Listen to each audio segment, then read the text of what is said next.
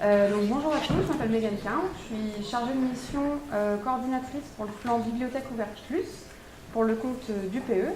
Et donc je vais vous rendre compte de l'atelier Bibliothèque Documentation qui a eu lieu ces 2 jours. On a eu une belle représentation au niveau des établissements, comme vous pouvez le voir. Donc voilà, tous les établissements sur le cible quasiment ont été représentés. Et en nombre, puisque nous étions plus de 25.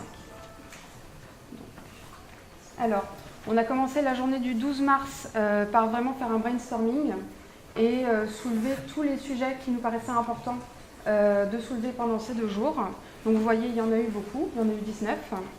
Et on en a abordé plus particulièrement 4 sur l'après-midi d'hier, donc les statuts des personnels. Parce que vraiment tous les établissements ont des spécificités, des statuts très variés. Les catalogues, les publics, il faut savoir que les publics vont de l'étudiant au doctorant, en passant par les chercheurs, les enseignants-chercheurs, mais aussi les personnels des établissements, et les services au public. Donc, que ce soit l'aide à la recherche documentaire ou alors les bulletins de veille ou d'information qui sont préparés par les personnels des bibliothèques. Donc, ces données, on les a récupérées. En fait, à chaque fois, on faisait un tour de table des divers établissements qui étaient représentés pour vraiment avoir un panorama complet de ce qui se fait dans les établissements qui étaient représentés. Ensuite, pour la matinée d'aujourd'hui, nous avons abordé à nouveau 4 sujets parmi les 19 que nous avions soulevés. Donc l'archivage, selon la définition du Code du patrimoine, de l'article que je vous laisse voir. La politique documentaire en urbanisme, sur le collex Percé, ville, architecture, génie civil et urbanisme. Alors je vais juste développer un peu ce collex pour vous expliquer ce que c'est. Donc le collex Percé, c'est un appel à manifestation d'intérêt qui a été publié en 2016 avec une orientation recherche exclusivement, avec des services aux chercheurs, la collaboration entre la recherche et les services documentaires et la création de fonds. Alors la commune UPE a porté le projet en 2017 pour le collex, donc ville, architecture, génie civil, urbanisme, et a obtenu le label pour une durée de 5 ans en janvier 2018, donc c'est très récent. À partir de là, il va y avoir des appels à projets qui seront lancés, notamment en numérisation et en signalisation des collections. Donc voilà, on a aussi discuté ce matin des archives ouvertes et des données de la recherche. Ensuite, on a passé un peu de temps sur la prospective, c'est-à-dire qu'est-ce que nous souhaitons voir réaliser dans l'UCIBL et sur quel sujet nous souhaiterions discuter dans les groupes de travail de l'UCIBL. On a commencé par émettre le souhait d'une politique documentaire partagée avec cartographie des fonds, de la concertation sur les achats et la conservation, entre autres. Nous avons aussi parlé de la mutualisation des formations documentaires en méthodologie, les outils de gestion, les connaissances des bases de données, en lien avec les initiatives portées par l'innovation pédagogique. Alors on a aussi parlé de pérenniser l'extension des horaires d'ouverture des bibliothèques et d'élargir le périmètre des établissements. Alors c'est le contexte du plan Bibliothèque Ouverte Plus, qui est porté par la commune, et qui permet d'étendre les horaires d'ouverture en soirée, le week-end et pendant les vacances. Pour l'instant, il concerne un nombre assez réduit d'établissements et dans le futur, on pourrait imaginer que ce nombre d'établissements s'agrandirait. On a aussi émis le souhait d'être des acteurs de la vie culturelle, scientifique et technique de l'UCIBL, en participant notamment au groupe de travail événements culture, qui est organisé par le volet Vie de Campus notamment. Ensuite, l'engagement des services de documentation sur la science ouverte, un sujet important, et une base commune d'archives ouvertes à moyen terme pour la visibilité de la production des chercheurs, avec un préalable non négligeable, c'est-à-dire une signature commune claire. Par la suite, on a émis le souhait d'une politique de l'UE cible sur les données de la recherche. Alors, on a aussi discuté de l'existence d'un groupe de travail qui a été nouvellement créé sur les ressources numériques, qui pour l'instant a essentiellement une mission en fait de faire l'état des lieux de ce qui existe dans les établissements. Et enfin, nous souhaitons associer la documentation à la vie de la recherche. Et voilà. Si vous avez des questions.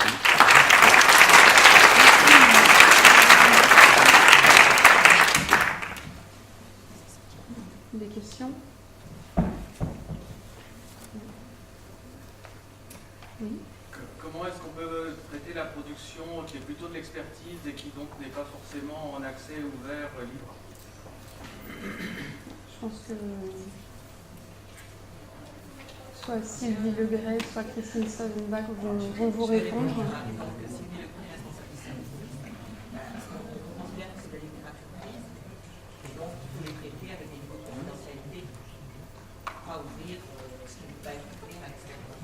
Par contre, on peut penser avoir une gestion commune au niveau du futur établissement de cette littérature de pays. Ça peut être un vœu, ça peut être une suggestion, oui, effectivement. Quand on a parlé dans le slide précédent d'une base d'archives ouvertes communes, etc., bon, archives ouvertes, on peut aussi penser littérature, bien entendu.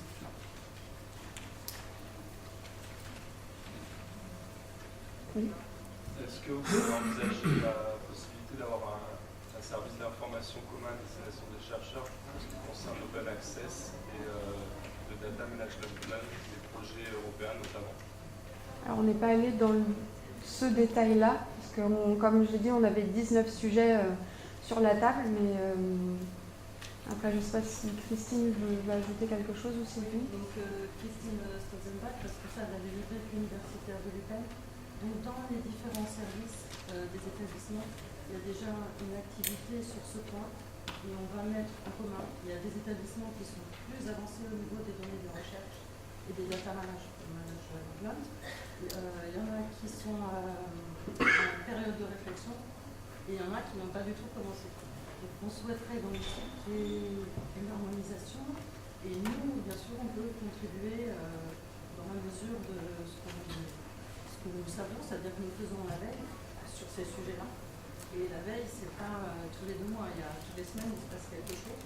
Donc on est particulièrement informé et on aimerait évidemment participer, collaborer voilà, avec la recherche, avec les chercheurs, les enseignants-chercheurs sur ces sujets-là, pour voir les besoins et comment on répond aux besoins aujourd'hui, parce qu'on a les exemples d'autres universités françaises, d'universités européennes, que la veille, elle est large. Là-dessus, on a, disons, des éléments à apporter sur ce qui se fait ailleurs. Merci.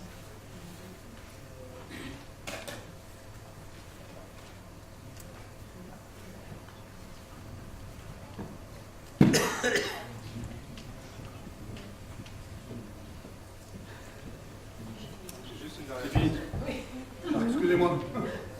Une question? Pardon.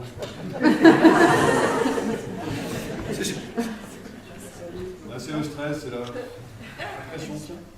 Oui, il en veut plus. Il y a une question? Non, par contre, il y avait une question encore Je veux juste savoir si l'histoire utilise. Ah, on prend 2 questions. Hein. C'est bon, j'ai ma réponse. Qu'est-ce que vous aviez? Vous voulez une question? Bon, bah parfait, très bien. Merci beaucoup.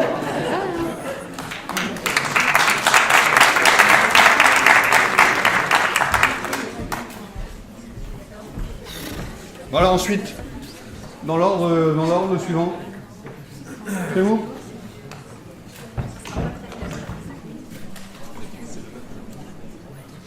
Alors vous, c'est relations.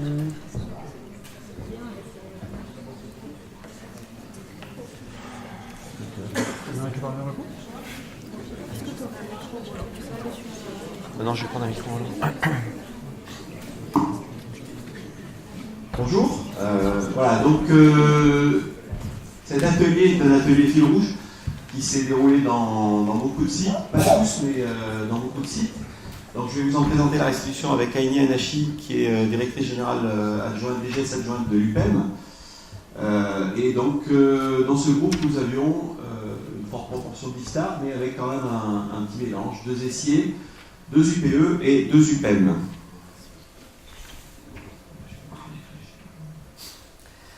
Donc on a essayé de... Alors on le fait un petit peu à chaque fois, là on l'a présenté sous cette forme-là, c'est un petit peu plus original. Autour de Lucide, quels sont les liens partenariaux qu'on peut imaginer? Eh bien, vous avez les partenaires économiques, les partenaires académiques, nos tutelles, à ne pas oublier, elles sont nombreuses et variées. Vous savez que chaque membre a une ou plusieurs tutelles à rajouter dans le panier de la mariée. Les partenaires internationaux, des IRT, ITE, SAT, mais aussi des GIS, donc toutes les structures élaborées qui sont en partenariat avec nous. Et puis les collectivités territoriales, très importantes, en particulier l'échelon régional qui est aujourd'hui important puisqu'il est en charge de la recherche. Et puis les clusters, pôles de compétitivité. Et enfin, dans le domaine international, on aurait pu le mettre dans les partenaires internationaux, on a les organismes de recherche locaux et nationaux. Alors, vous vous rappelez que j'avais posé une question à Olivier Grasset hier à midi, à la fin de la session plénière, ou au milieu, je ne sais plus. Et j'avais posé une question, donc, en tant que représentant de l'Université de Nantes, si le fait que l'IFSTAR, qui est un partenaire aujourd'hui avec l'Université de Nantes, rentre dans une nouvelle configuration de l'université, c'était soit un atout, soit un ajout de contrainte pour l'université. Et il avait répondu, je réponds à notre titre personnel, je ne peux pas répondre pour le président. Donc on a posé la question au président, qui était avec nous dans le groupe hier après-midi, en début d'après-midi, il n'a pas pu rester sur la totalité de l'atelier. Et donc on lui a posé la même question et il nous a dit, écoutez, la situation aujourd'hui n'est déjà pas simple dans le cadre de l'ICIT Next, et il est probable qu'elle soit un petit peu plus compliquée en termes de relation avec l'IFSTAR, du fait que l'IFSTAR lui-même soit engagé dans un projet d'ICIT. Mais, en revanche, c'est pas forcément un handicap, puisque ça peut être aussi considéré comme une opportunité, et il ne faudra pas s'arrêter au premier obstacle, il faudra essayer de remettre le couvert autant de fois qu'il le faut, pour pouvoir faire en sorte que ça devienne une opportunité et une source de gain. Alors il nous a parlé aussi des universités. Alors évidemment, et ça tu l'avais dit, hein, Philippe, c'est quelqu'un qui est franc, hein, il a un langage qui est ouvert, pas langue de bois, et il nous dit, aujourd'hui on pense quand même que les universités françaises sont un petit peu frileuses, et pour ne pas dire conservatistes, et est-ce qu'on est vraiment capable, est-ce qu'on se donne la capacité de jouer au niveau plus élevé, de jouer en Ligue des Champions plutôt qu'en Ligue 1. Et il faut essayer de faire en sorte qu'on donne un avantage à tout ça, qu'on chasse en meute, qu'on soit plus intelligent. Et donc, à chaque fois que ce mot intelligent revenait, effectivement, il nous dit il n'y a pas d'obstacle, il suffit d'être intelligent pour que les contraintes que va apporter le fait que l'IFSTAR soit à nouveau, lui, lancé dans un ICIT, soit transformé en positif et non pas en négatif. Et puis il nous a dit, pour terminer, que l'un des enjeux pour l'université, la sienne, hein, l'université de Nantes, et demain donc l'université de Nune, donc je ne sais plus, je me rappelle plus ce que ça veut dire. Nouvelle université nantaise, voilà. Dans ces liens avec l'IFSTAR, en fait, la difficulté, ça sera la capacité de décision, de réactivité et de saisie des opportunités. En fait, il a envie que l'IFSTAR, en local, reste aussi réactif et aussi à disposition et disponible pour participer à des projets ou participer à d'autres événements qu'il ne l'est aujourd'hui, et que le fait que l'IFSTAR rentre dans une université plus importante, avec une gouvernance qui va être plus compliquée, un siège également à Marne-la-Vallée mais avec d'autres acteurs, une grande université aussi membre de l'UCIB, que ce ne soit pas un événement, on va dire, négatif qui fasse que les décisions ne se prennent pas et qu'on devienne un petit peu plus difficile à mobiliser et à rendre agile. Donc le mot d'agilité est resté assez souvent, je pense qu'il faudra qu'on le réutilise et qu'on le mette à profit pour caractériser peut-être notre université. Agile, petit mais agile. Voilà. Aini, oui, pour la suite. Merci Marc. Bonjour à tous. Je commence à prendre goût à la restitution des ateliers. Je pense que je vais finir par mettre une petite ligne dans mon CV. Donc je continue sur effectivement la lancée. On a proposé avec le groupe, les échanges ont été riches. On s'est posé la question est-ce qu'on va pouvoir restituer toute la richesse et les échanges. On vous propose en fait en 10 points ce qui nous a semblé en fait être peut-être les propositions du groupe sur cette thématique du lien entre le lien avec les partenaires locaux. Donc pour commencer, effectivement, l'une des premières propositions, c'était d'établir un état des lieux des différents partenariats qui existent au niveau de l'ensemble des composantes de l'USIM. Je pense que cet état des lieux, on l'a dit vite et puis on n'est pas revenu dessus parce que ça nous semblait quand même l'une des premières étapes, en tout cas, à venir. Le deuxième point, c'était suite effectivement aux échanges qu'on avait eu avec le président. Et il semblait intéressant d'avoir aujourd'hui en fait un vrai engagement, un engagement fort de l'université cible avec ses partenaires locaux, notamment les ICIT et IDEX locaux, dans le cadre peut-être d'une déclaration d'intention de partenariat, pour à la fois rassurer sur le fait que la collaboration va continuer et va même se développer. Donc il était important peut-être de capitaliser là-dessus, d'avoir un engagement fort, donc peut-être pourquoi pas une déclaration d'intention. Et on a rappelé un certain nombre de points qui pourraient être intéressants dans cet engagement.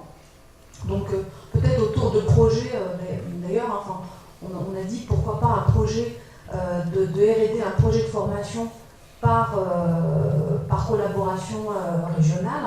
On a parlé aussi beaucoup, et je pense qu'il y a pas mal de collègues, notamment de l'IFSA aussi, qui encadrent des doctorants, et on est revenu sur la question de la stratégie autour des écoles doctorales. Et pourquoi pas, ça pourrait aussi faire l'objet de partenariats locaux avec les ICIT locaux. Réponse à des appels d'offres ou appels à projets en commun. Le président de l'université de Nantes a cité justement la collaboration sur un certain nombre de paragraphes de valeurs communes sur des réponses à des appels à projets avec l'université, avec l'UPEM, avec Cergy et autres. Donc c'est quelque chose qu'il faut effectivement amplifier, on va dire, et développer. Et puis on a évoqué la question aussi des lobbying auprès des financeurs, notamment sur le fait de faire évoluer les critères de recevabilité des projets. Donc avec cette nouvelle physionomie finalement de l'enseignement supérieur et de la recherche, donc avec toutes ces agrégations, effectivement la question des critères de recevabilité est importante à poser auprès de ces partenaires financeurs. Marc me dit d'aller plus vite, donc je vais essayer de faire plus vite. Troisième point, c'est mettre effectivement en place une politique d'optimisation des grands équipements. On en a visité beaucoup à travers ces ateliers, ces séminaires de connaissances réciproques. Donc c'est important aussi de capitaliser autour de toute cette richesse et tous ces investissements. Donc dans un premier temps, pourquoi pas recenser les équipements les plus sollicités et ceux qui pourraient l'être, qui ne le sont pas suffisamment aujourd'hui. C'est faciliter l'accès aux équipements à l'échelle de l'UCIB déjà et des partenaires de l'UCIB.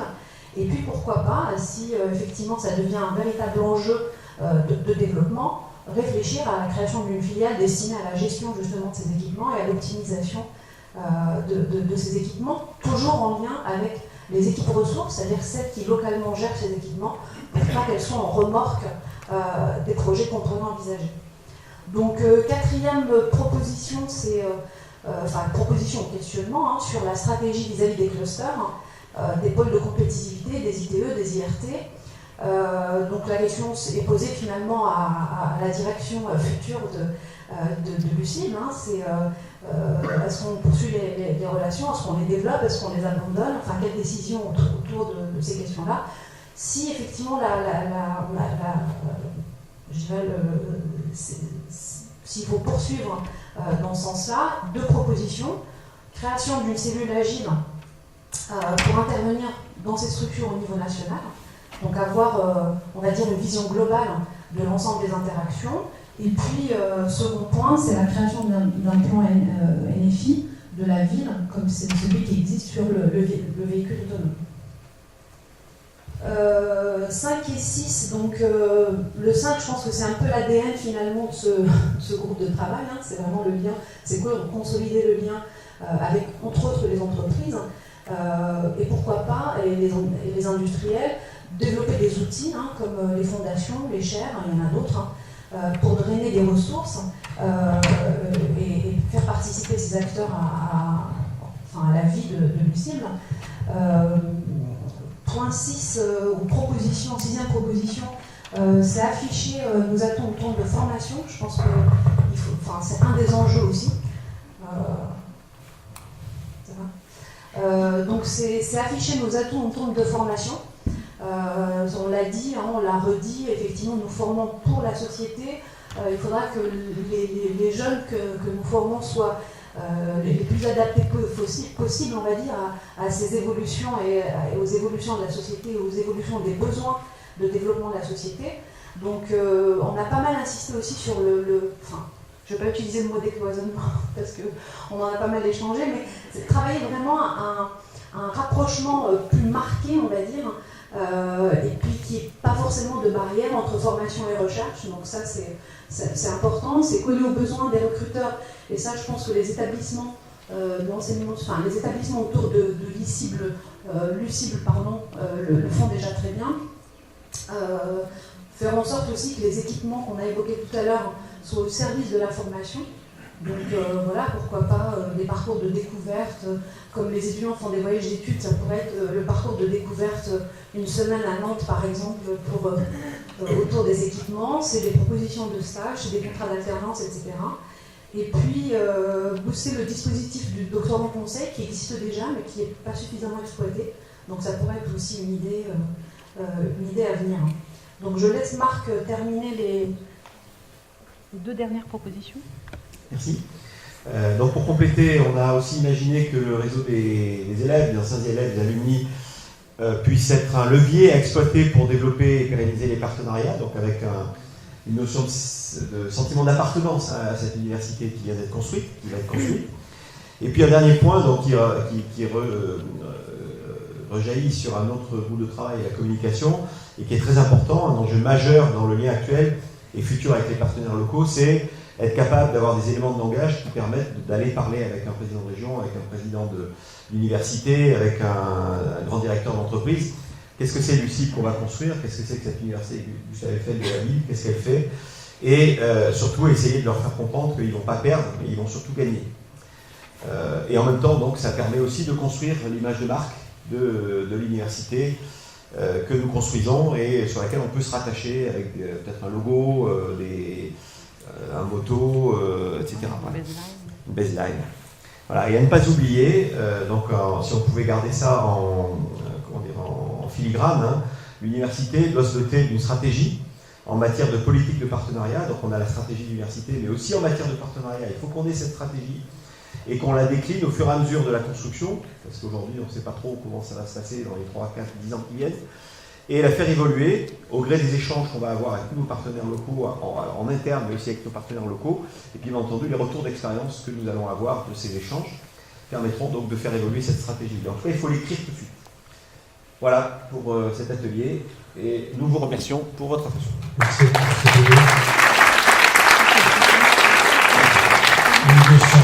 Une question. Enfin, s'il n'y a pas. Ah, si, il y a. Si, une question. Ah, je ne vois pas. Merci. Donc, enfin, moi, je souscris à l'idée de se construire une stratégie de partenariat. Après, je ne sais pas si tous les établissements ont ça déjà sur l'étagère, mais ça serait déjà un bon travail préliminaire de vérifier qu'on a. Moi, j'ai pas du tout compris ce que vous disiez sur les conditions de financement dans le point 2.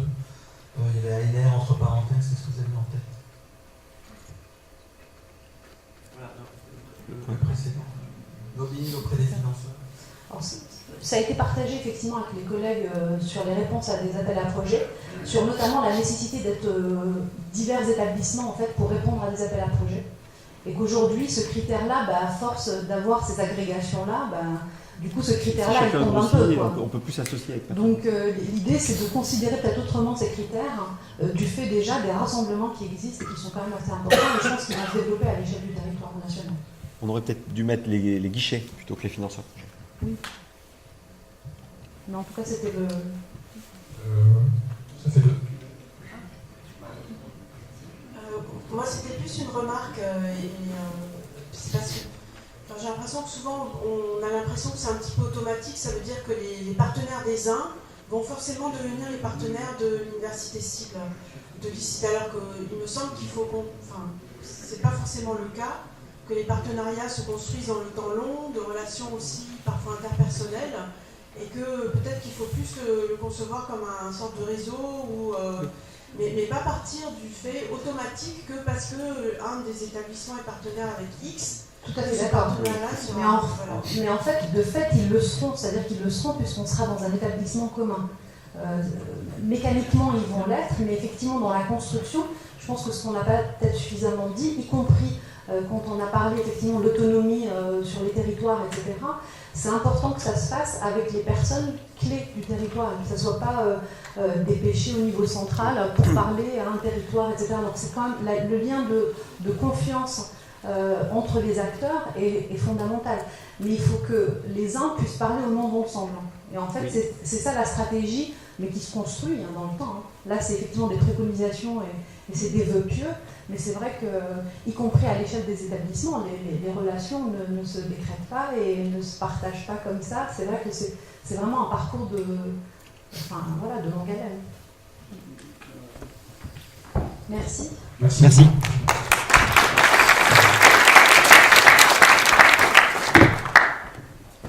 Non, on va commencer. Excuse-moi, Claire, mais j'ai une demande express de l'atelier socio-éco de passer maintenant. Donc, ce que je vous propose de faire.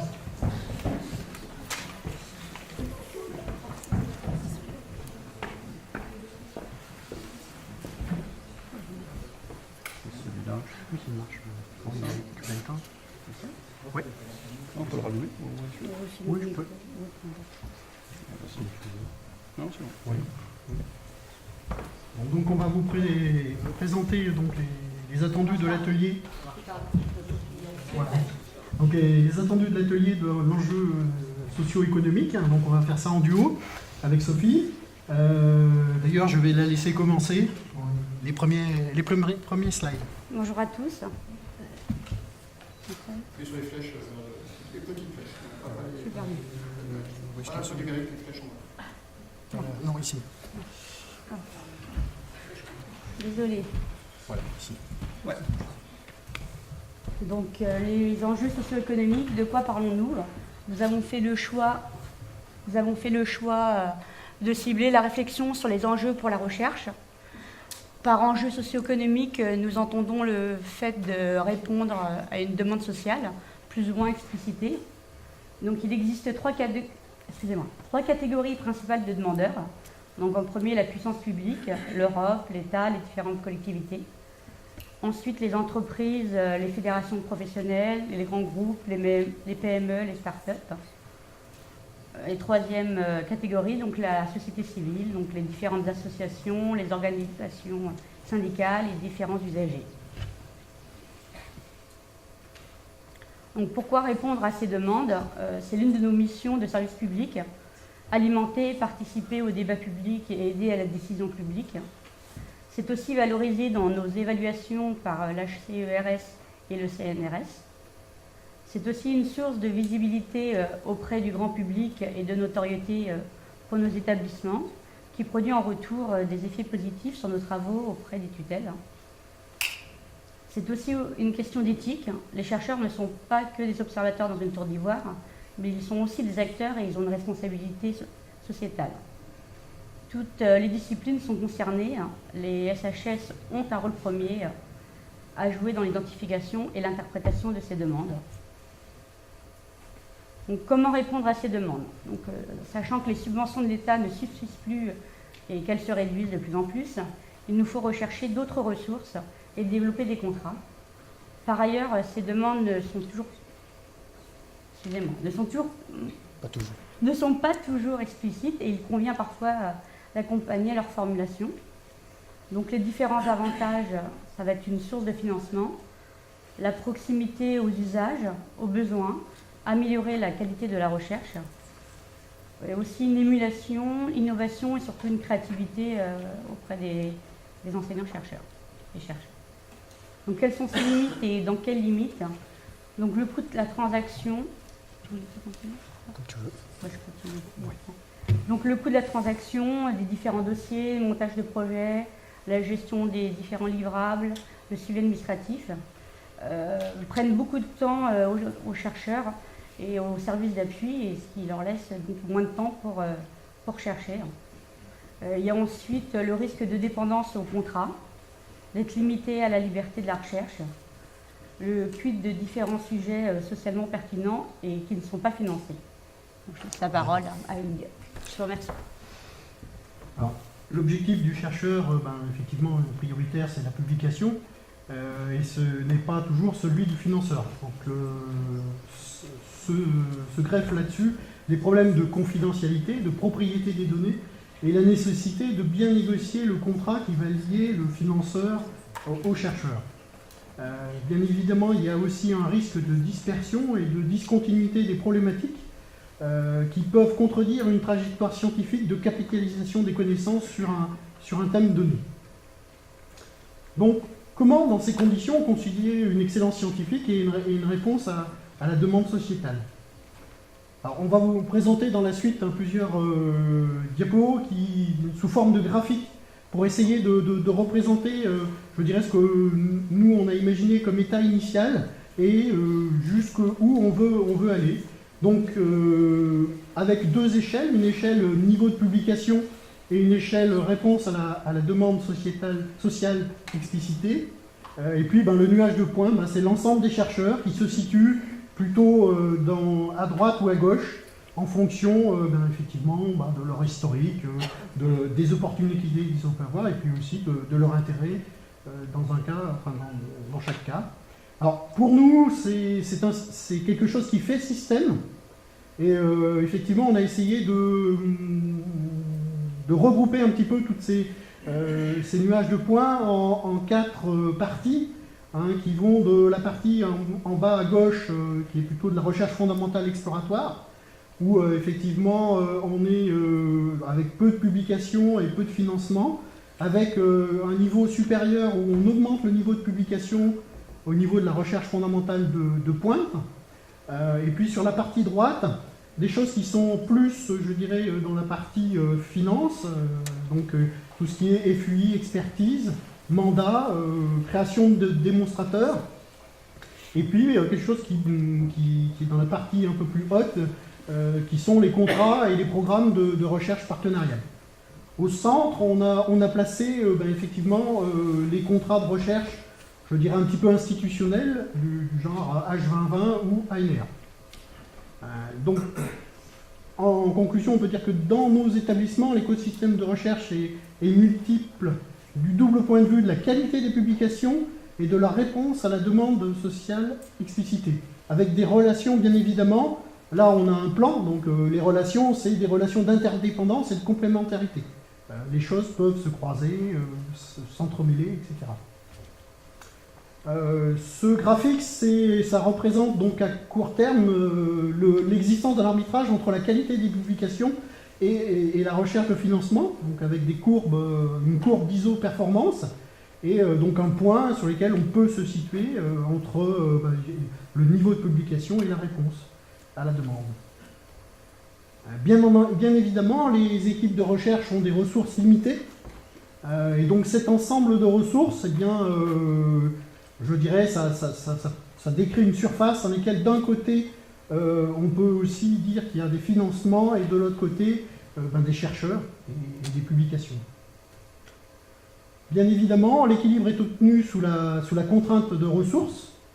Et donc, c'est à la croisée entre les courbes d'isovaleur et le potentiel de ressources des établissements. Alors, ce qu'on a voulu essayer de montrer ou d'essayer de voir comme évolution par rapport à un instant initial, c'est effectivement d'avoir davantage de ressources pour une meilleure coordination et donc de faire croître, donc on voit la flèche qui va vers le haut, ces isovaleurs, de croître dans les isovaleurs en ayant à la fois un niveau de publication et une réponse, une meilleure réponse à la demande.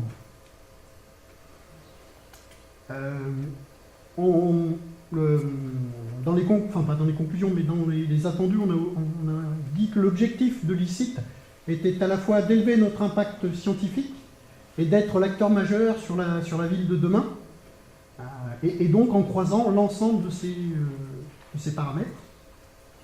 Et les façons d'y parvenir, effectivement, c'est de tirer l'ensemble des participants vers le haut, à la fois sur le niveau des publications et sur la réponse à la demande sociale explicitée.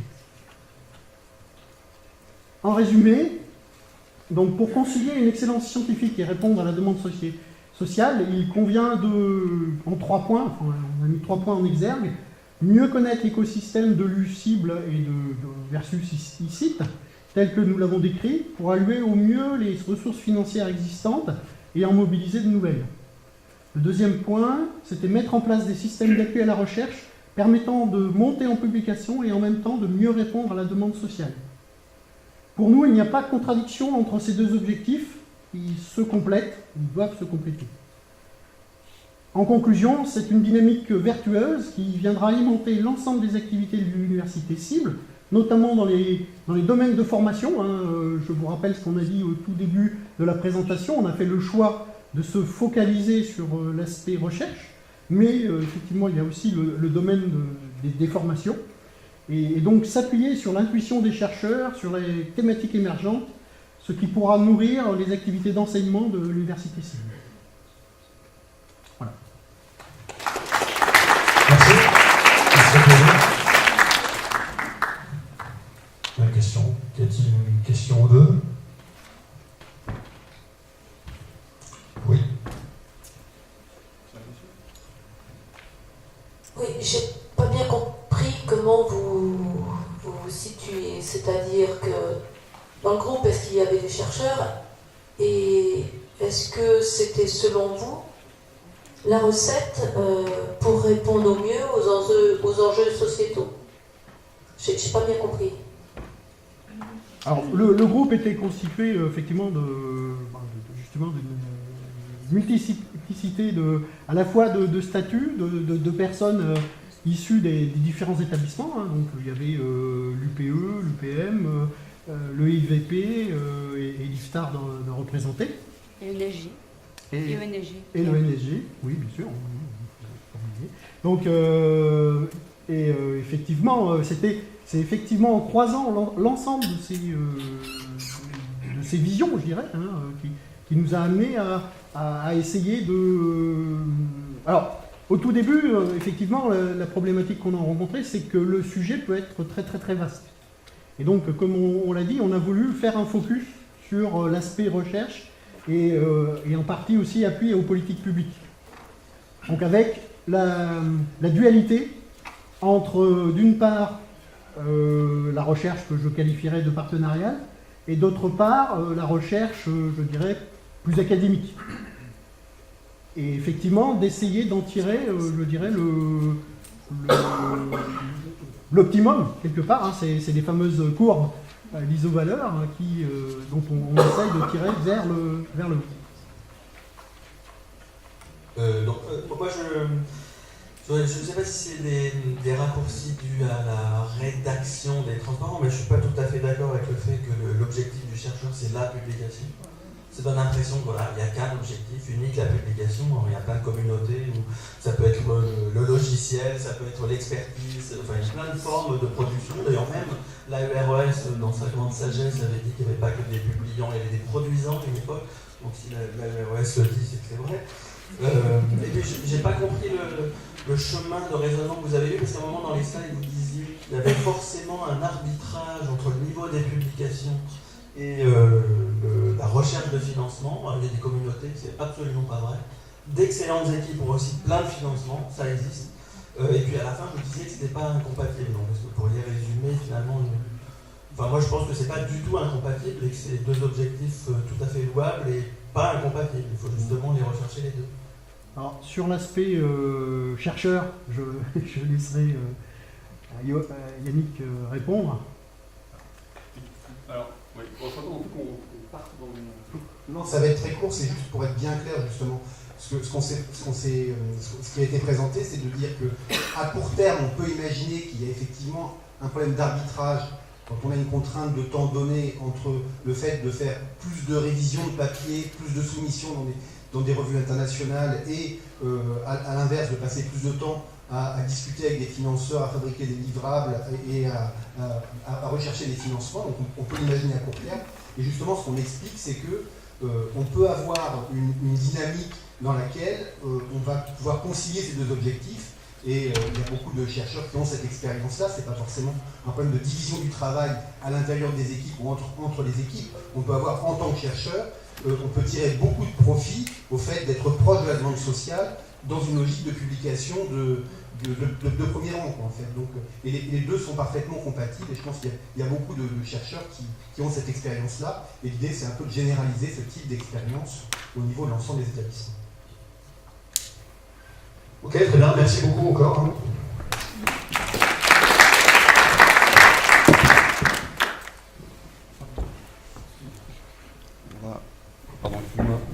on va reprendre le cours naturel, télécom, c'est ça?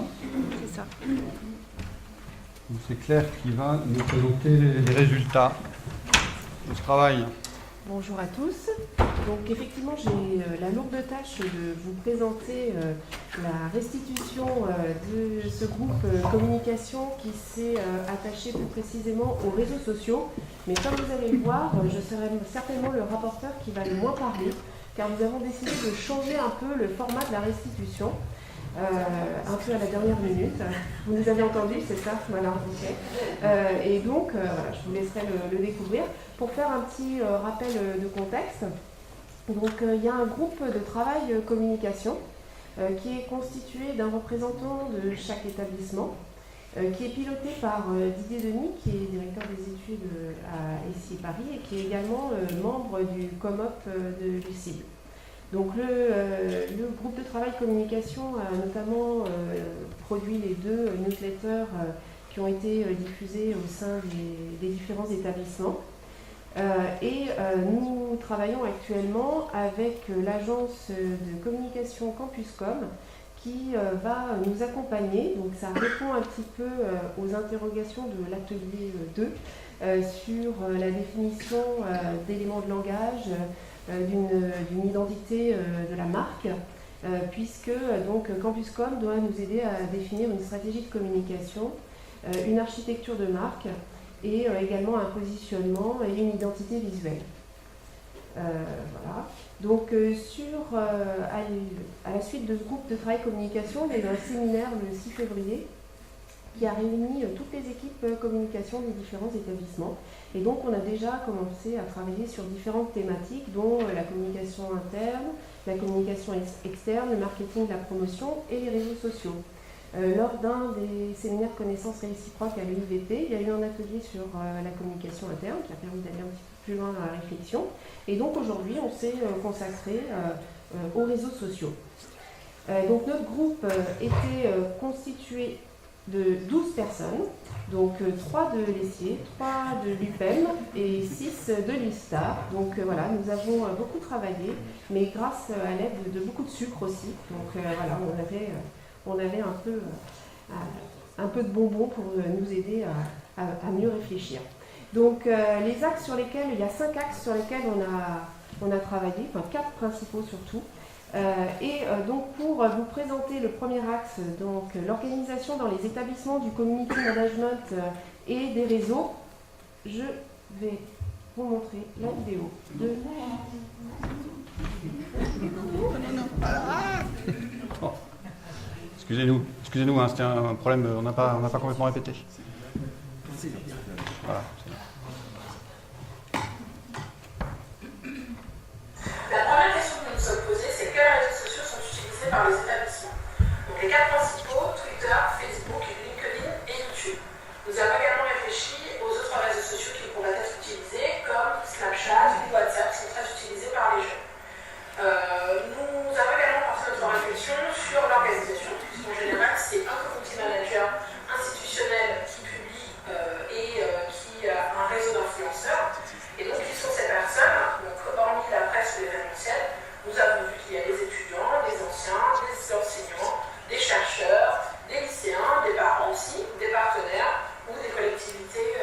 l'espère.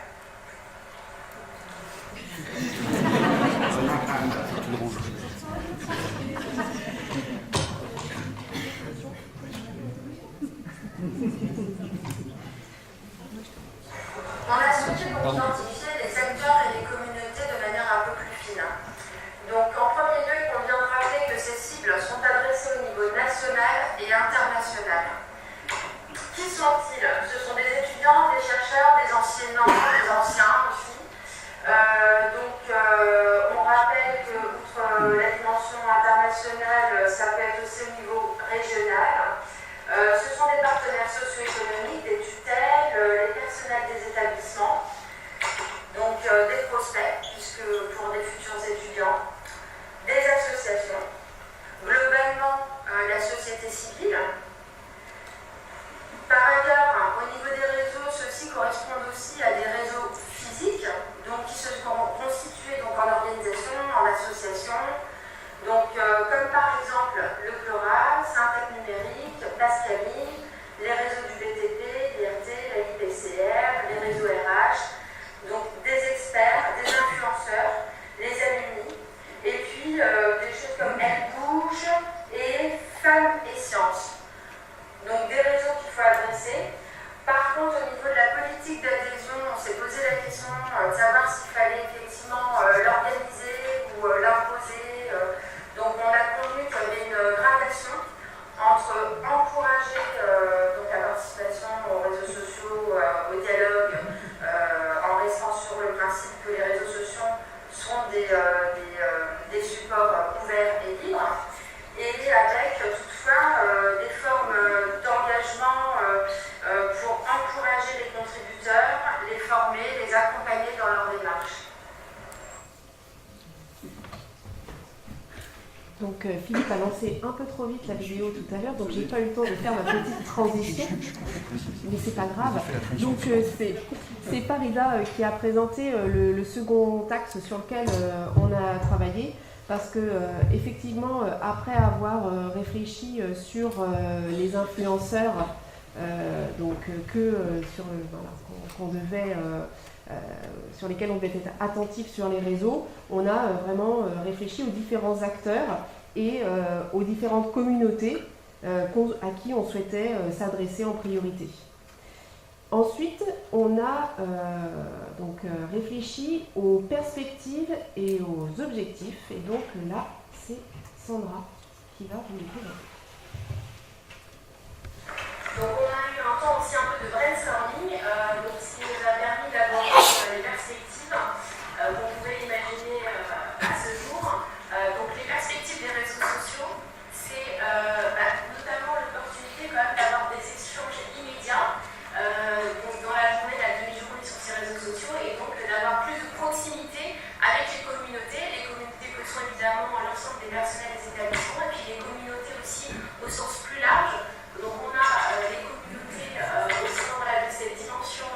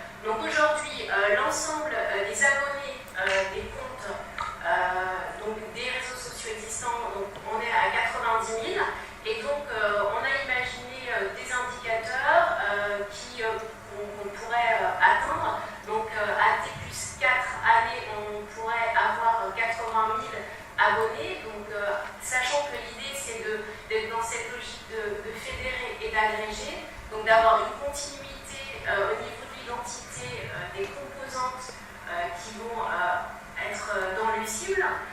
Et donc, cette continuité va permettre que ces abonnés continuent de suivre les réseaux sociaux, mais également d'avoir un compte, évidemment, des comptes sur les réseaux sociaux, université cible, et donc de multiplier les entrées.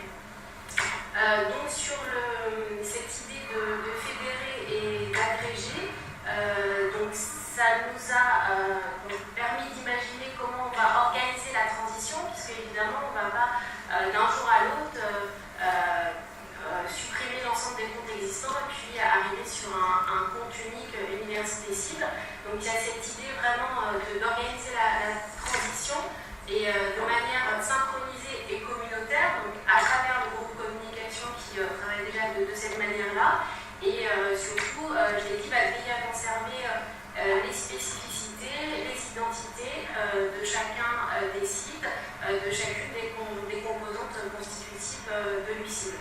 Pour terminer, on a identifié 2 temps forts qui nous semblent extrêmement importants. C'est le moment, je dirais, de lancement institutionnel de l'université cible, qui va se trouver avec ce moment de début d'année 2019, de création administrative officielle, et puis ce deuxième temps qui va être la vraie rentrée, la première rentrée de l'université cible, qui va être septembre 2019, et donc d'imaginer bien en amont des campagnes spécifiques liées à ces 2 temps forts.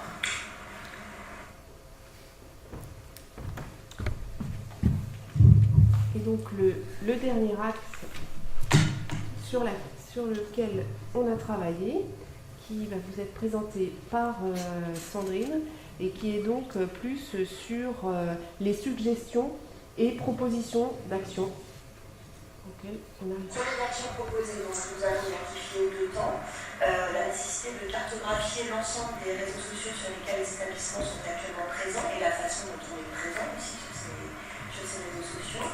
Et ensuite, la nécessité de créer des réseaux, des contributeurs, de les fédérer et surtout de les former, de les accompagner, de les conseiller. Voilà, donc ils auront aussi un rôle d'ambassadeur à terme.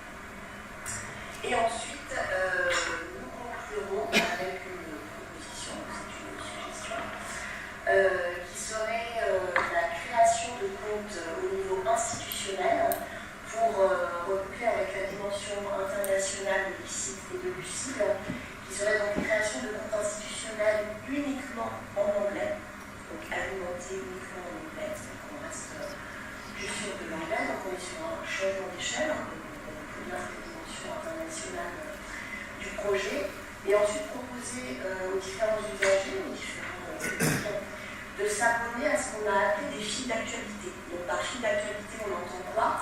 On entend des entrées par thématique, par composante, par public, c'est peut-être aussi d'autres choses, on peut imaginer tout un tas d'entrées, et de dérouler ainsi une espèce d'arborescence en fait, de réseaux sociaux qui pourraient donc interconnecter. Donc on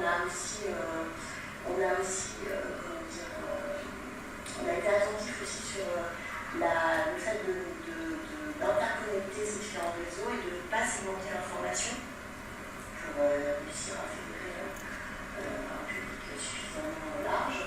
Et des points de vigilance sur le comité éditorial élargi, la nécessité de créer un comité éditorial élargi et une petite animation donc, de l'ensemble de ces réseaux.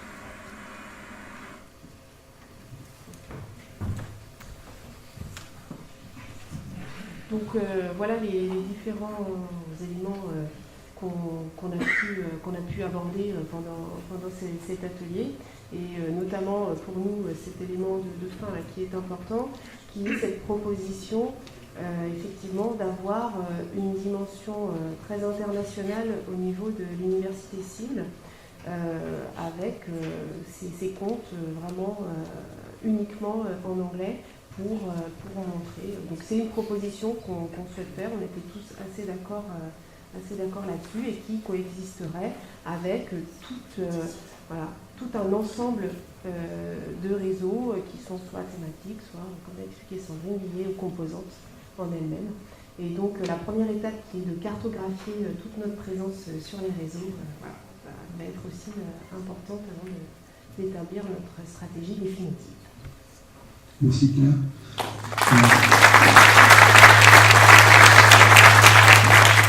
Juste avant de passer la parole, je voudrais présenter nos excuses à nos voisins.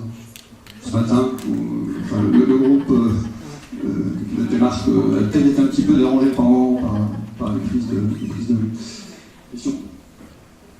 En fait, se restreindre, le nombre n'est pas faible, à l'anglais pose plusieurs problèmes. Déjà, il y a l'Afrique francophone, il y a en fait l'Amérique du Sud, etc. Il y a déjà des possibilités, en fait, un anglais américain ou un anglais britannique ou un anglais australien, c'est pas tout à fait la même chose. Donc en fait, il y a moyen de recruter des gens qui sont extrêmement bons, mais en fait, leur langue sera réduite. En fait, sincèrement, quelques petites réserves par rapport à cette façon. Je verrais plutôt 3 langues bien choisies, anglais plus français plus autre chose, que l'anglais tout seul. Oui. Après, c'est sûr qu'on peut, la question du choix de la langue peut être discutée. Après, sur les autres comptes et sur ce qu'on fait un peu une arborescence de présence sur les réseaux, il y aura bien sûr, ce serait, je veux dire, que le compte vraiment très institutionnel de l'université CIP qui serait uniquement en anglais. Et par contre, les autres comptes plus thématiques publieraient, eux, en français. Donc, après, effectivement, publier en 3 langues, je pense que ça risque, ce serait peut-être bien, mais ça me semble peut-être très compliqué à mettre en œuvre.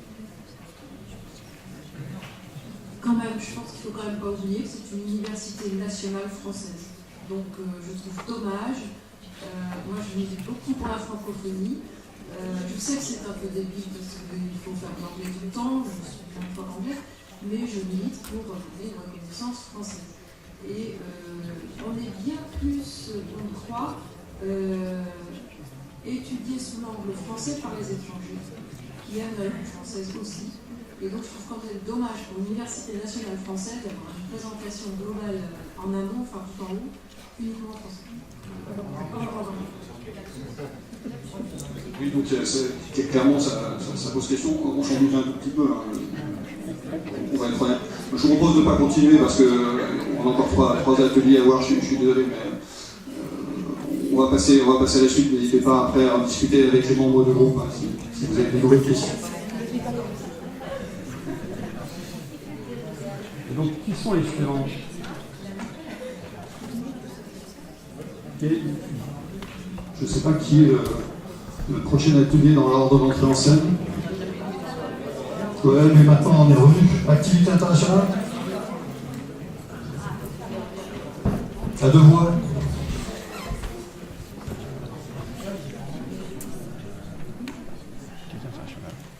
C'est ça, hein. Ouais.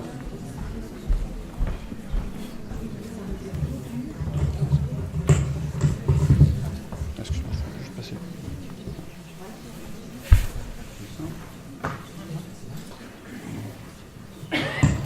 Bien, bonjour.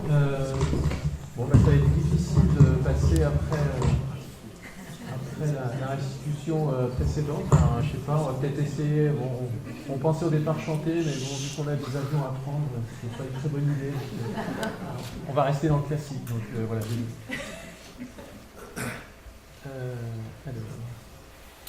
Donc l'atelier activité internationale et européenne. C'était la 2e session, la précédente s'était tenue à Villeneuve-d'Ascq, donc pour le premier séminaire connaissance réciproque. On a été réunis avec 22 personnes, très majoritairement ISTAR, il faut bien le reconnaître, mais néanmoins avec une représentation d'autres établissements, les UDP, les KEP, l'UPEN et l'ICI. Un choix avait été fait par les 2 animateurs préalablement et en continuité de ce qui avait été fait dans l'atelier précédent. De se focaliser essentiellement sur l'aspect participation à des réseaux européens et internationaux. Donc on a essentiellement travaillé sur 3 points. Le premier, la structuration des réseaux avec le postulat de base qui avait été défini donc à Villeneuve-d'Ascq sur la différenciation de 3 types de réseaux, les stratégies scientifiques, stratégies politiques et thématiques applicatives. Ensuite, le deuxième point, c'est le développement des interrelations entre des réseaux orientés plus formation et des réseaux plus orientés recherche. Et puis, le dernier point sur l'organisation des représentations des établissements dans ces différents réseaux. Alors sur l'aspect structuration de réseau, bon, on va vous faire juste un peu un retour de différents items qui sont sortis des discussions, qui ont été assez riches, avec le groupe qui a très bien fonctionné. Il n'y a pas forcément de hiérarchisation dans l'ordre de présentation. Donc le premier, c'est l'application et l'importance des entreprises et des relations industrielles dans les réseaux, qui sont une dimension à ne pas négliger. La question qui a émergé aussi, c'est faut-il créer une catégorie spécifique pour les activités de normalisation. De même, il a semblé aussi intéressant de réfléchir à l'identification d'une sorte de réseau interne de personnes qui sont impliquées dans des activités d'évaluation, d'expertise de projets notamment, en tant qu'entité ressource pour des gens qui, eux, voudraient déposer des projets. Une question qui est loin d'être simple, c'est comment on évalue l'impact de l'implication dans un réseau, avec peut-être des critères comme les mobilités de chercheurs, des publications conjointes, et aussi l'implication de jeunes chercheurs. Et ça, c'est quelque chose qui a été dit comme étant une possibilité pour un jeune chercheur, à partir du moment où il est associé dans un réseau avec un chercheur un peu plus expérimenté, de développer son réseau personnel.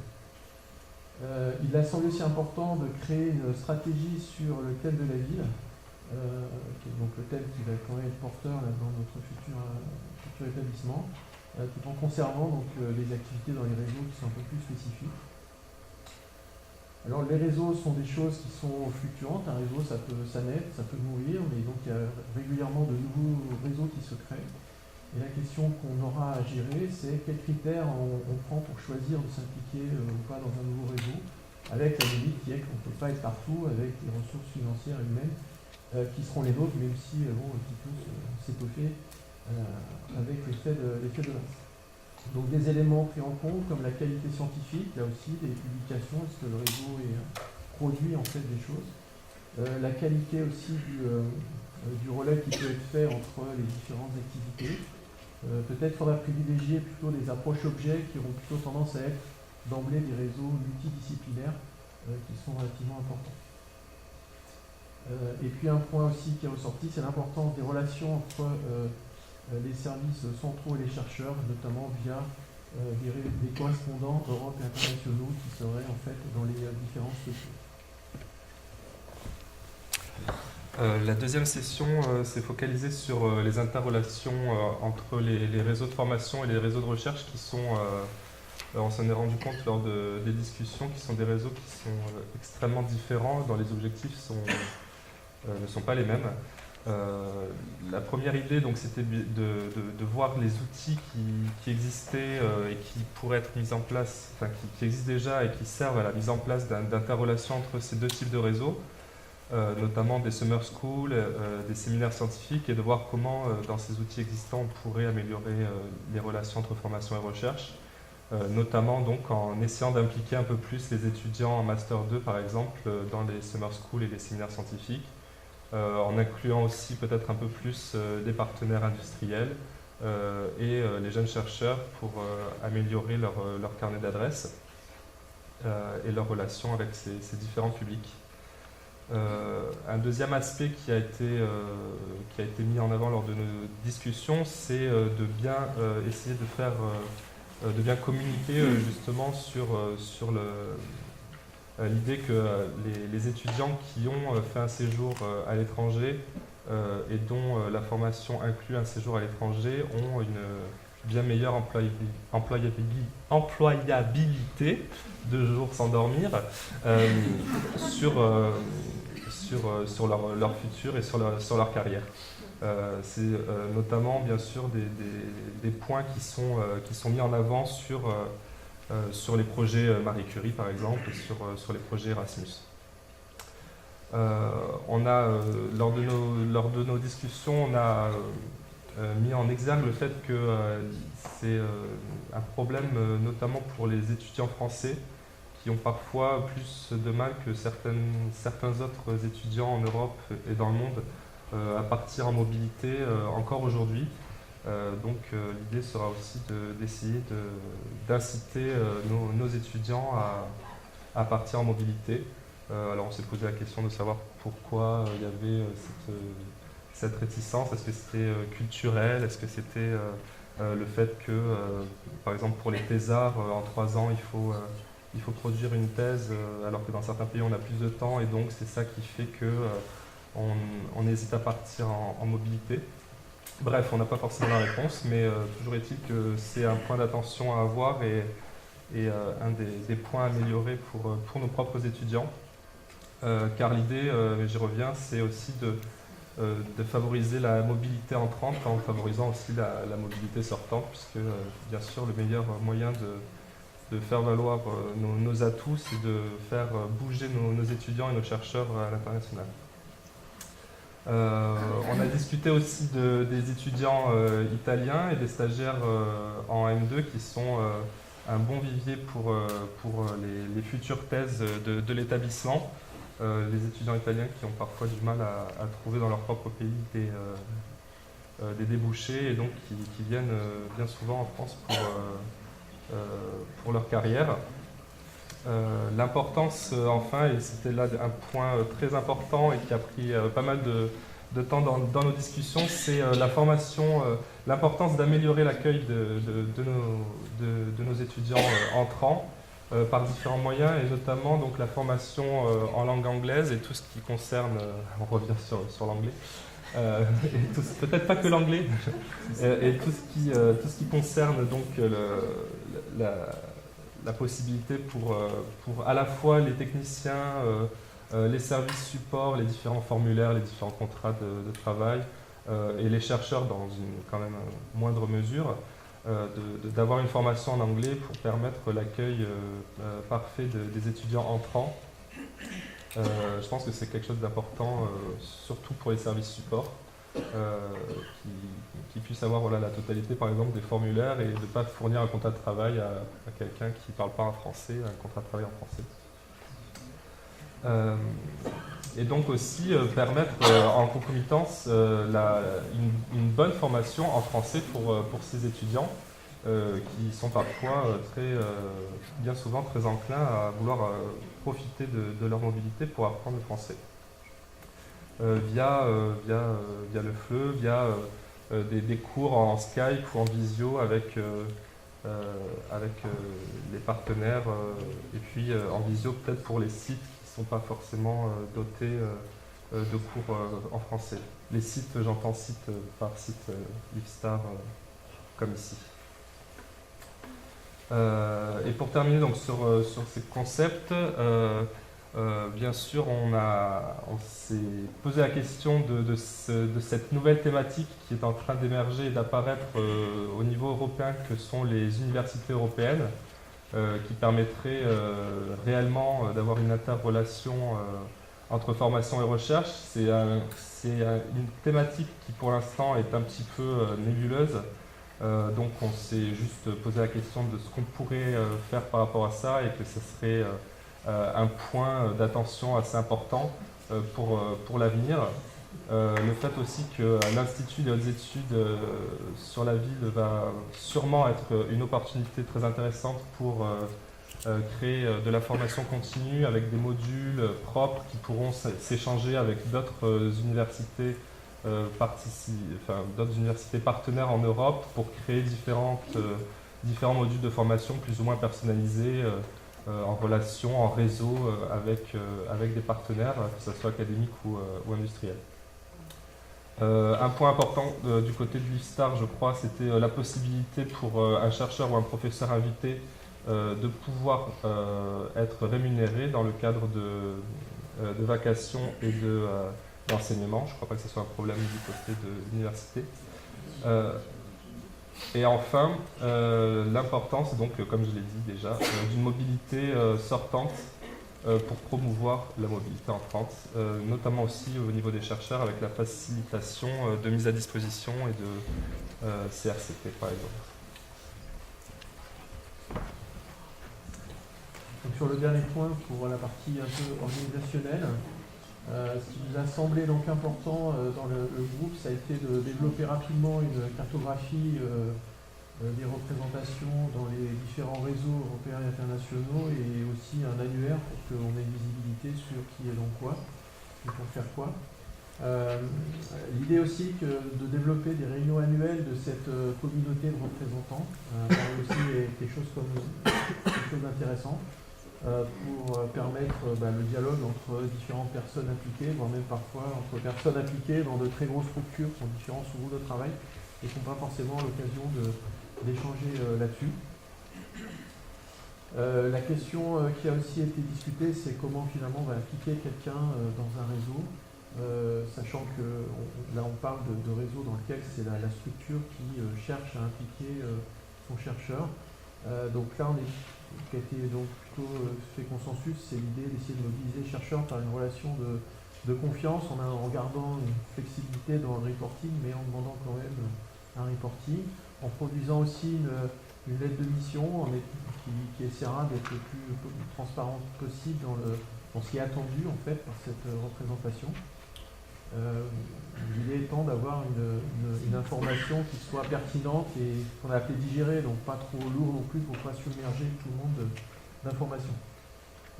Un élément très important, c'est pour faire vivre cette communauté, il faudra impérativement un système d'information, je dirais, moderne et une liste de diffusion pertinente de manière à ce qu'il y ait un flux d'infos qui puisse s'échanger sans que ça soit une usine à gaz et sans que ça soit trop lourd. Les relais internes, comme les correspondants dont on a déjà parlé, seront aussi très importants à mobiliser. Il faudra aussi que toutes les structures en fait, de l'établissement fonctionnent bien dans la réciprocité en matière d'échange d'informations et de reporting. Donc on est vraiment du top-down et aussi du bottom-up dans les deux sens. Et puis actuellement, on voit qu'on a quelque chose de très important sur des position papers là, qui sont en préparation pour le FCE et qui montrent bien en fait que c'est très important de pouvoir en fait mobiliser différents canaux, mais surtout savoir à qui s'adresser, savoir quelles alliances on peut lier avec différentes organisations pour essayer d'avoir une approche croisée et un effet amplificateur des idées que l'on veut faire remonter, notamment au niveau européen. Voilà, merci. Merci. La parole à l'assistance. Une question sur les... Vous n'avez pas parlé de thèse en co-tutelle internationale. Est-ce que vous pouvez me parler d'un groupe ou pas du tout? C'est un moyen intéressant. Oui, tout à fait. C'est vrai que ça apparaît pas, mais c'est effectivement... Diversité administrative dans les pays, de durée, de procédures qui peuvent être très complexes. Tout à fait. Mais c'est clairement, ça fait partie des outils à mobiliser et à utiliser.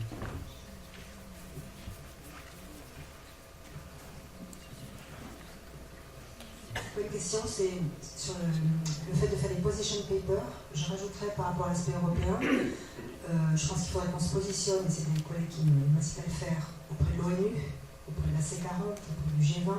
Il faut qu'on s'organise pour être capable de produire des papiers de positionnement, alors chaque fois différents, je pense, qui répondent un peu à qu'est-ce qu'on pourrait apporter à ces différentes échelles dans le cadre international. Et je pense qu'on est un peu démunis pour savoir comment on s'y prend, qui on sollicite, et comment on rédige quelque chose collectivement.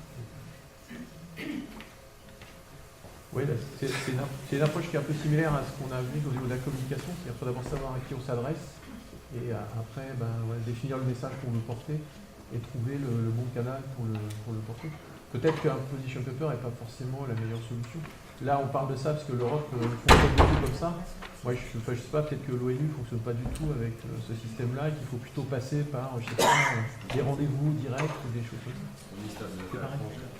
Ok, merci beaucoup. On va passer à la suite. Et si c'est un système d'information, c'est ça que il faut un système d'information moderne. Donc on va maintenant, désolé, il y a la recherche. Parce qu'on les a oubliés, mais Ils n'étaient pas là au début. Si on était là au début, qu'est-ce que c'est que ça? Comment ça? Vous inquiétez pas non plus pour le départ, on peut jusqu'à 16h15 vous attendre. Alors, bonjour. C'est moi qui ai la lourde tâche de restituer cet atelier. Je vais vous dire, ça va pas être facile. Donc, c'était l'atelier sur l'organisation et l'animation de la recherche. Alors, c'est un atelier aussi fil rouge, donc il y a eu plein d'autres ateliers autour de ces questions. Il y avait à peu près une vingtaine de personnes, avec 3 établissements représentés, l'UPEM, l'ESSIE et l'IFSTAR, et assez fortement représentés d'ailleurs. Alors, je suis rentrée un peu dans le vif du sujet. Alors, par rapport aux ateliers précédents où on était plutôt sur un état des lieux de la façon dont ça se passait en termes d'animation de la recherche, là, on a eu un atelier qui était plutôt focalisé sur une structuration à venir, qui sont les pôles de recherche. Je pense que vous en avez tous un peu entendu parler. Et donc, la structuration de ces pôles, elle s'appuie aujourd'hui sur 2 réflexions, qui est une réflexion sur la forme que pourraient prendre, enfin les formes, missions que pourraient avoir ces pôles, organisation, et puis le contenu, les périmètres des pôles. Donc, on a commencé la réflexion plutôt sur l'aspect forme. Alors, qu'est-ce qu'on a pu dire où il y avait à peu près consensus, on va dire, hein, des choses qui se sont dégagées. Alors, une structuration qui permettrait d'intégrer, alors quand on dit tout le monde, c'est-à-dire tous les laboratoires, avec des possibilités d'être affectés à des pôles plutôt en affectation principale, mais aussi une affectation secondaire. Un laboratoire pourrait être affecté de manière principale à un pôle et de manière secondaire à un autre pôle. Que cette structuration puisse évoluer dans le temps, qu'elle soit utile parce qu'elle va rendre plus lisibles les politiques scientifiques de l'établissement, de l'UCIB, qu'elle va gérer la transversalité, et aussi en permettant aux agents qui se sentent peut-être de plus en plus éloignés de ces politiques scientifiques d'être partie prenante, notamment dans la transversalité. Alors, par contre, il y avait une mise en garde qui a été émise par le groupe, et de manière assez répétée d'ailleurs, qui est de ne pas ajouter des couches, de ne pas renforcer la lourdeur, notamment administrative, qui ferait perdre du temps aux chercheurs. Alors après, il y a différentes gradations, je dirais, dans ce que cette structuration pourrait faire. Elle pourrait donner des avis, notamment dans le cadre de financement, d'outils incitatifs, de contrats doctoraux et autres, soit donner des avis, donc des conseils, voilà, soit donner des avis pour un arbitrage, ou alors faire de l'arbitrage. Vous voyez, des gradations assez diverses. Alors, après, il y a 2 formes qui ont été présentées, et sur lesquelles on a un peu discuté d'ailleurs. Une forme qui s'apparenterait à une fédération de recherche, donc une structuration assez souple, mais qui ne serait pas exclusive pour un laboratoire. Donc, le labo, il pourrait s'inscrire dans cette structuration ou ne pas s'inscrire. Mais ce serait un endroit où finalement on fait de l'animation. C'est plutôt des structures d'animation. Et puis, une autre forme qui est le groupement de recherche, mais alors il est un peu ambigu ce terme parce que ce n'est pas au sens des GDR qu'on connaît habituellement. Puisque là, c'est de proposer une structuration un peu plus,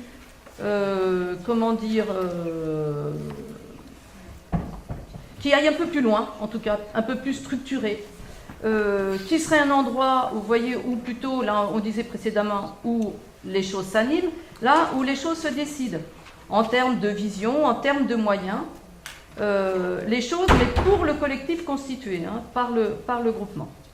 Donc voilà, cette première réflexion qu'on a eue autour de la forme, de l'organisation. Alors, deuxième discussion qu'on a eue, c'était autour des périmètres, du fond.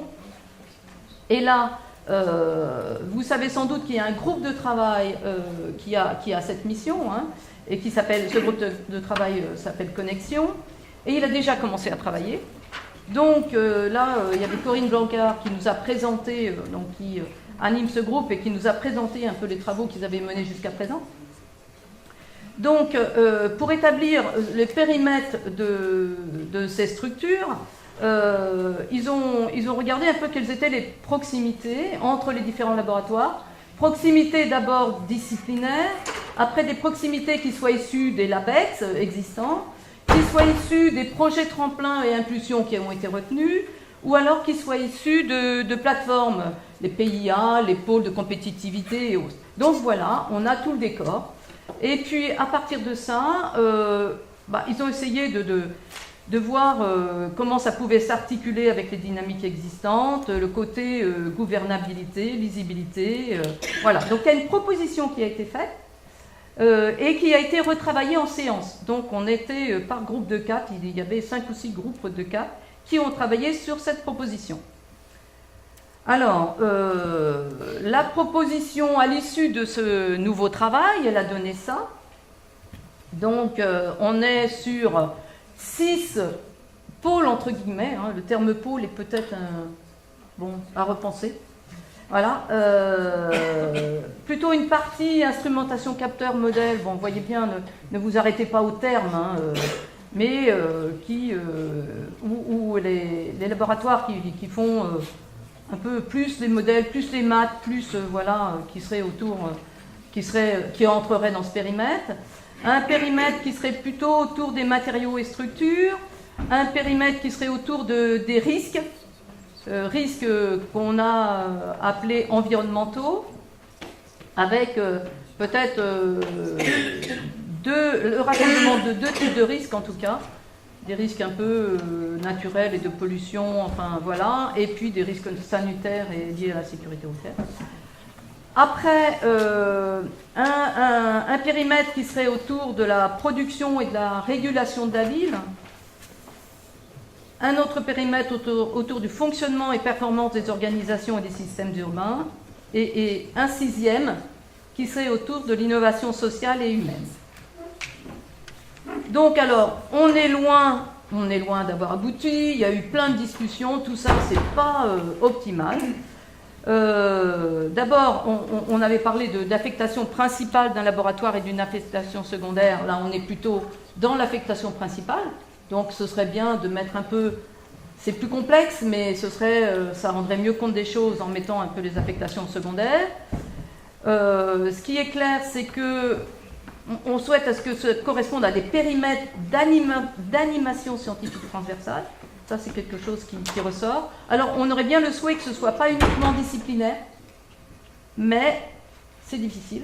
C'est difficile à obtenir parce que le ressourcement, il est disciplinaire, mais l'affichage, il ne doit pas être disciplinaire. Donc, il y a tout ça à prendre en compte et ce n'est pas simple. Alors, cette proposition, on est complètement conscient que c'est une proposition de départ qui est à retravailler, à rediscuter avec les laboratoires.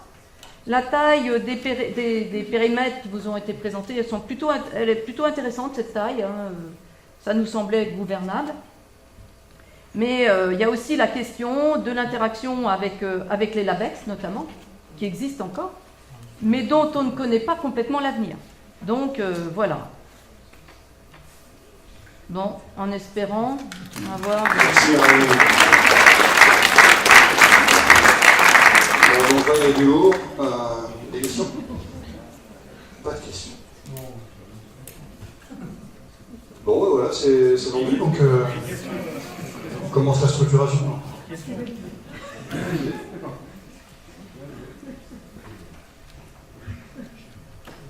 Je comprends que c'est pas fini. Non, c'est pas fini. Heureusement. Parce que quand on voit ça, ça semble pas lisible pour l'instant. Et puis, où est la place de l'enseignement, évidemment. On peut pas, à mon sens, travailler cette copie pour une université, sans le volet formation. Et après...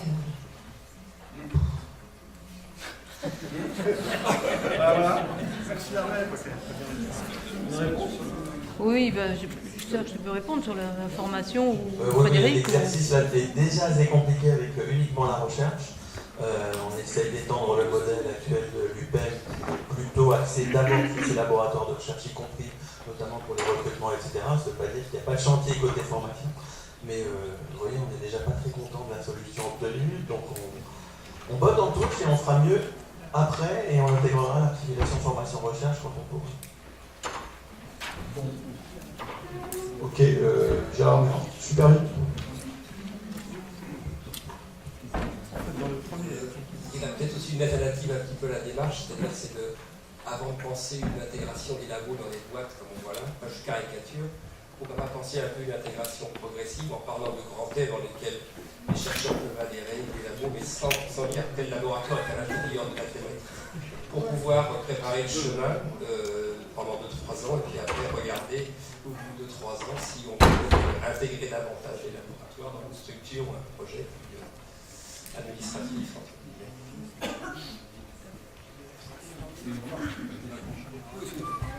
Une remarque, c'est pas une question, donc pas de réponse. Merci beaucoup à tous. Un dernier exposé de restitution.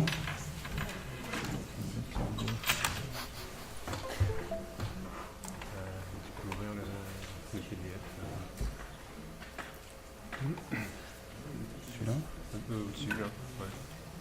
C'est un PDF. Merci Philippe, bonjour à tous. Je me présente Miguel Ortiz, ingénieur de recherche à Géologue IFSTAR Nantes. Je vais vous restituer le travail de l'atelier sur les technologies et l'individu. Donc nous étions 11 personnes en tout, dont 8 IFSTAR, une personne ESIE et puis une personne de l'ENSTAR. Donc un gros slide pour commencer, en fait ça représente un peu la session brainstorming qu'on a lancée au début, un peu pour un peu cadrer nos réflexions. Donc on s'est posé des questions autour de la technologie de l'individu, donc on a constaté de facto qu'on était aujourd'hui une génération de personnes hyper connectées, il n'y a qu'à voir tous les ordinateurs, les smartphones qui sont sortis, que la technologie est partout, comme elle ne l'a jamais été en fait. Donc c'est assez nouveau. Sur l'IoT, l'Internet des objets, on estime entre 25 et 50 milliards d'objets connectés d'ici 2020, donc c'est demain. Un aspect un petit peu compliqué, c'est de réussir à anticiper l'usage de ces nouvelles technologies sur les individus. Un exemple en tête qui peut, parmi d'autres, sur la réduction de notre capacité de mémorisation, par exemple, puisqu'au moment on utilise massivement nos téléphones et un coup de Wiki ou un coup de Google pour aller récupérer de l'information, mais au-delà de ça, il y a des choses un peu comiques. J'avais vu sur le site de l'IFSTAR quelqu'un qui marchait à l'envers. De loin, comme ça, je ne comprenais pas l'intérêt de la chose. Elle marchait vraiment comme ça. Et en fait, en m'approchant d'elle, je me suis aperçu qu'elle téléphonait ou elle utilisait son smartphone. Mais comme il y avait du vent, elle se protégeait en fait. Donc elle a adapté son comportement à l'usage de la technologie qu'elle portait. Elle s'est mise à marcher à l'envers. Donc là, c'est un peu l'aspect comique de la chose. Mais il faut savoir que dans certains pays, notamment la Chine, d'ici quelques années, ils ont pour projet, par exemple, de noter les gens.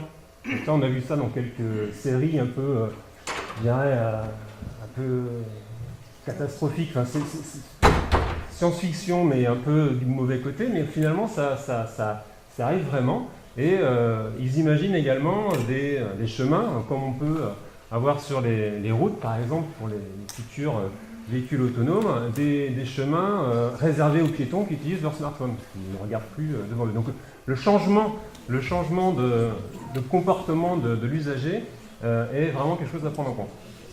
On a également réfléchi autour de la dimension de la donnée privée.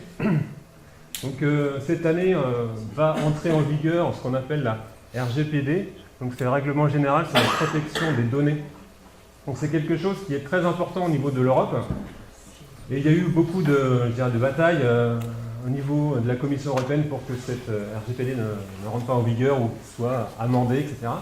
Donc ça concerne toute l'utilisation des données, notamment géolocalisées. Quand on veut utiliser une application sur un smartphone ou se connecter à un service, souvent cette donnée-là est requise, alors qu'a priori elle n'est pas indispensable, mais elle est monétisable derrière. On fait de l'argent sur notre usage de notre position. Donc ça, il faut l'avoir en tête, et l'Europe est plutôt protectrice vis-à-vis de nos usages et de notre géolocalisation et de nos habitudes. On a aussi discuté autour de l'ANSSI. Donc l'ANSSI, c'est une agence nationale qui s'occupe de la sécurité informatique, donc à travers des cours en ligne. Donc l'interaction techno-individu, j'en ai parlé. Les bénéfices, évidemment, de l'hyper-connectivité, associés également à leurs potentiels risques. Voilà, donc je les parcours pas tous, mais c'était un peu le bouillon un petit peu d'informations qu'on avait au départ. Et ensuite, on s'est focalisé un petit peu sur un exemple. Est-ce qu'on pouvait considérer, par exemple, que la sécurité routière comme un exemple? L'arrivée des nouvelles technologies dans la conduite automobile, les ADAS, système d'aide à la conduite, au début, c'est nouveau, et donc il y a une phase de découverte et d'apprentissage de ces technologies. Donc, on avait identifié 3 types d'approches. La première approche, c'est la sensibilisation. Par exemple, on informe, on prévient, etc. Deuxième approche, c'est sur la formation de ces nouvelles technologies. Et puis, troisième approche, régulation ou interdiction. Voilà, si les règles ne sont pas respectées, alors on peut intervenir. Alors, est-ce qu'on peut se poser comme question, c'est la technologie de l'individu, vers quoi on se dirige? Est-ce qu'on se dirige vers une intelligence des usages? Est-ce qu'on va vers une sécurité numérique, technologique, etc. Donc partant de là, on a décidé de réfléchir ensuite au rôle de l'UCIBL. Et donc, on s'est concentré, on a focalisé un petit peu sur deux types de rôles que l'UCIBL pourrait remplir. Donc un premier rôle pourrait consister en la veille technologique et des actions de formation. Et un second rôle sur l'établissement de bonnes pratiques vis-à-vis de ces nouvelles technologies et de l'individu. Et étudier en quoi on pourrait donner l'exemple en termes de recherche et d'usage. Également, donc dans la même série de guides pratiques, est-ce qu'on pourrait imaginer proposer fortement, imposer ou interdire certains types d'outils? Quand aujourd'hui on voit, voilà, nous sommes une future université, on va développer des innovations, on va pouvoir déposer des brevets, etc. On a des choses très intéressantes qui sont valorisables, qui émergent de chacun de nous, de chacun des labos. Et si on utilise des outils, je dirais pas adaptés, du type Google Drive ou du type Doodle, rien que ça, en fait, on perd un peu de pouvoir sur nos idées et nos innovations. Donc c'est un risque, on perd, c'est pas systématique, mais un risque. Donc voilà, on a décidé de se concentrer sur ces deux types de rôles. Donc en rôle transverse, je voyais, il y a le mot éclaireur là, qui est mis dans les deux cases. C'est selon nous un rôle clé de l'UCIBL. On devra être éclaireur vis-à-vis de ces nouvelles technologies d'interaction avec l'individu. Donc sur la première partie veille et formation, on s'est posé la question quel type de veille techno, et donc entre la bottom-up et la top-down, et en fait en réfléchissant un petit peu, c'était un peu la même analyse qu'il y avait tout à l'heure sur un atelier précédent. Finalement les deux approches se valent. On peut très bien avoir quelque chose d'un peu plus top-down, un peu plus large, et également quelque chose de plus centré. Je pense que les deux sont complémentaires. Également, on a réfléchi au fait de taguer nos connaissances. Quand on a beaucoup de productions, et certaines de ces productions peuvent passer un peu à l'as, alors qu'il suffirait d'avoir un système d'information avec des tags, etc., appropriés, qui permettent de faire remonter cette connaissance. Donc au niveau veille technologique, il faudra, à notre sens, faire attention de ne pas être noyé par la masse d'informations, et puis quand même, malgré tout, d'avoir les informations pertinentes qui permettent d'élargir ou de prendre en compte cette interaction technologique vis-à-vis de l'individu. Alors pourquoi ce sujet doit être porté par Lucible? Donc là, on a fait le lien avec la ville. La ville, c'est là où sont concentrés plus de 70% de la population. Et c'est là où également comment dire, la technologie est le plus développée. Hein. Les zones blanches ne sont pas en ville, elles sont vraiment en dehors. Donc toute la richesse ou les innovations technologiques, le déploiement de ces nouvelles technologies commence par se déployer en ville. Et donc, voilà, ça fait sens complètement avec Lucible, puisque on est au cœur de notre sujet. Donc on est, de par là même, très légitime sur ce domaine. Donc pourquoi se former? Donc ça, c'est, voilà, on pourrait se poser la question. Ça sert à responsabiliser les étudiants, les personnels, les chercheurs, les actifs. On s'est posé en fait la question de la génération Z notamment, là, qui elle a vécu avec les nouvelles technologies depuis sa naissance, et on se dit que nous, ceux qui ne sont pas la génération Z, on a vécu un peu les deux. C'est-à-dire qu'on a vécu ou quasiment sans Internet, sans smartphone, et puis on a vu la transition. Et on se dit que voilà, la future génération qui sera amenée à gouverner les futurs instituts ou les futurs pays, ça pourrait être intéressant qu'ils aient effectivement une formation de comment ça pouvait se passer avant et les risques potentiels liés à ces nouvelles technologies. Alors comment maintenant sensibiliser ou former les collaborateurs? Donc au début, on s'était focalisé, on se posait la question pourquoi on ne pourrait pas demander ça au service informatique. Bon. Mais finalement, en réfléchissant un tout petit peu, on s'aperçoit que c'est beaucoup plus large que juste un simple outil informatique. Il y a derrière ça, il peut y avoir de l'éthique, etc. Donc c'est plus vaste. Et on a imaginé l'idée d'utiliser un passeport numérique. Un passeport numérique, ça pourrait être une sorte de permis, de formation continue sur des usages de veille et de formation. Donc avec l'analogie, avec les permis à points, formation du SST, sauveteur secouriste du travail. C'est-à-dire qu'on passe une première formation qui est diplômante entre guillemets, et après on a des petites piqûres de rappel régulières pour se maintenir à niveau, simplement. Alors au niveau formation attendue, voilà, je peux aller assez rapidement. On imaginait des bonus sur un cursus classique, voire jusqu'à un diplôme qui puisse accompagner une forme de professionnalisation. Okay. Alors les intervenants qui pourraient dispenser cette formation, donc là, de par nature, ils devront être multiples, puisque là, ça touche vraiment plusieurs domaines. Ça risque d'être compliqué de trouver une personne qui sache tout.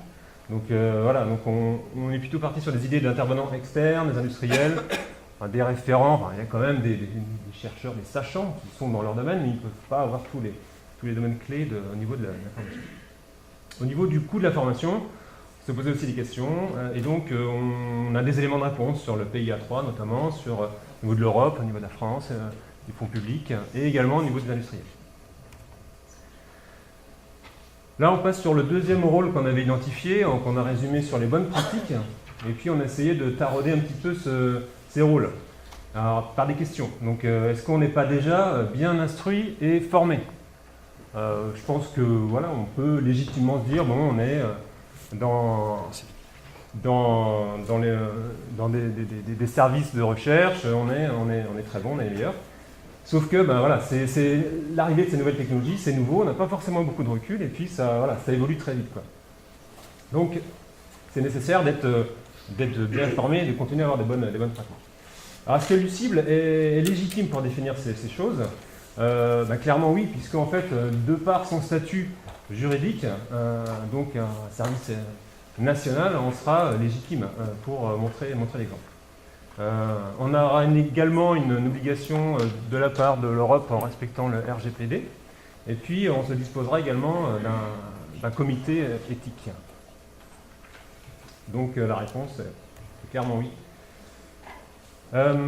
Ensuite, comment s'assurer que les bonnes pratiques le restent bonnes, c'est-à-dire, voilà, il ne s'agit pas d'être formé à l'instant T et puis après, 5 ans plus tard, ne plus savoir quoi faire.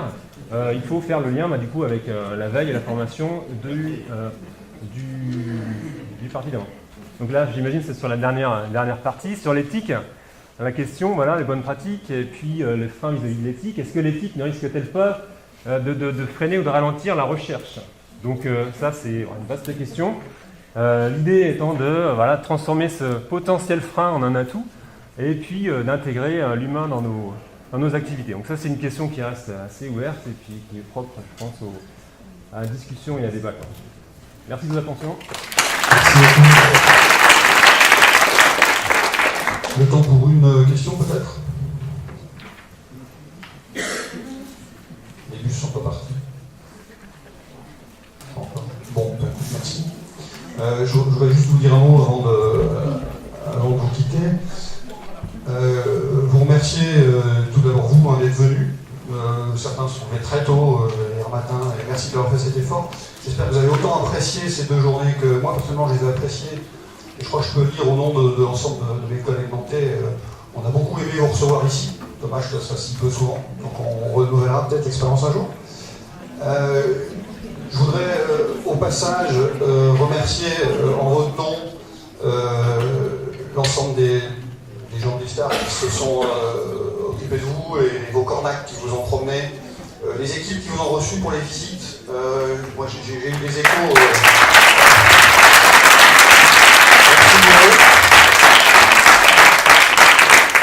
J'ai eu beaucoup d'échos très enthousiastes sur la qualité de ce qui vous a été présenté, sur l'implication qu'ils ont mis les gens, la préparation qu'ils ont fait. C'est vrai que c'est un gros boulot, certains d'entre vous l'ont déjà connu, qui ont reçu des séminaires de connaissances réciproques, donc voilà, merci pour eux. Et je crois qu'il faut remercier aussi Viviane, qui était là.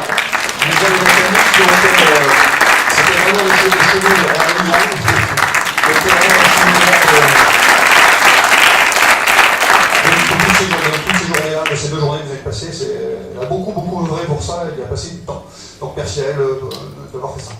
Voilà, écoutez, je crois que c'est la fin. On se retrouve peut-être pour certains d'entre nous lundi prochain à Marseille. Sinon, bon voyage, bon retour chez vous tous. Au revoir.